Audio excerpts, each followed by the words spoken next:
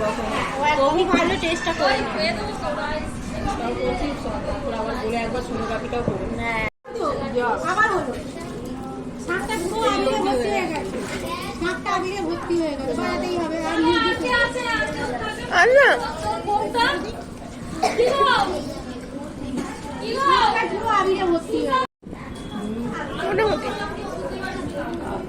কোন ভুট্টা বলছি বলতো? পপকর্ন পপকর্ন হ্যাঁ হ্যাঁ পপকর্ন খাই ওই ওই নিজের হাতে যতক্ষণ না খেতে শিখবে ততক্ষণ গায়ে লাগবে না। নিজেদের খেতে হবে। মোটামুটি কোন ভুট্টা বলছি বলতো?